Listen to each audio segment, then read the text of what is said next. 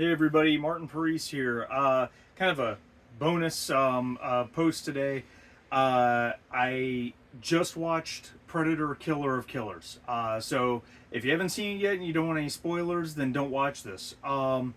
As you guys know, I'm a huge, if you've paid attention to any of my content, you know I'm a huge Alien fan, which, of course, Predator is one of the movies I grew up on. Those two IPs just kind of go together in so many ways.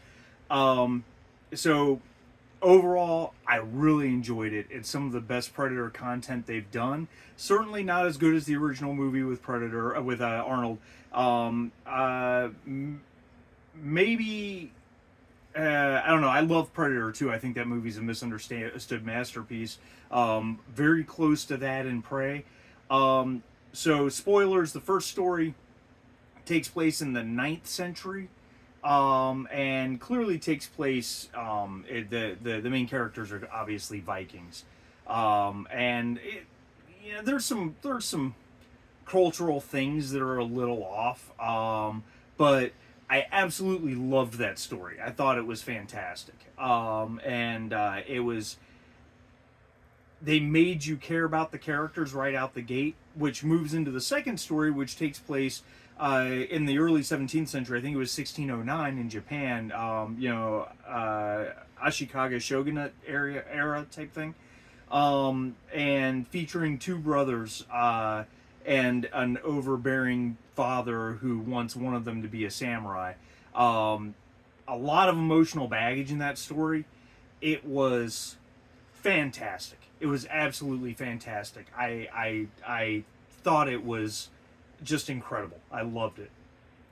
The third one takes place during World War II.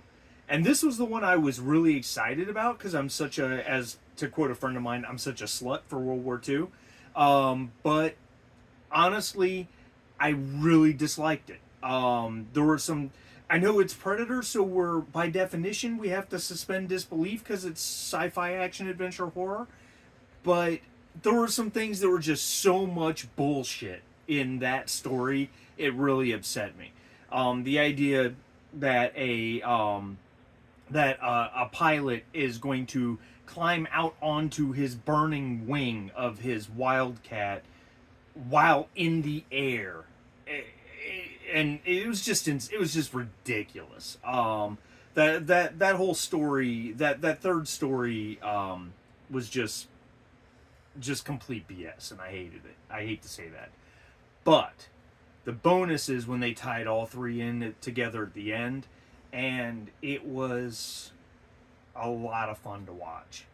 It was just great content. It was really, in the end, there's a character who lost an arm and survived, and I don't really see that character surviving much longer after the end of it. But the final story, which ties all three stories together, was just it was wonderful. I really enjoyed Predator Killer of Killers. If you're into Predator at all, you should watch it. You're gonna love it. Sorry about my comments on the World War II story, but it's just the way I feel as someone who knows World War II very well, and know the capabilities of human beings very well. It just was completely BS. But overall, it was a great watch. Check it out on Hulu. Hour and a half of your life. Well, hour and 24 minutes, maybe an hour and 42 with all the damn commercials. But anyway, it was fantastic. I give it probably a solid 4 out of 5. Thanks, guys.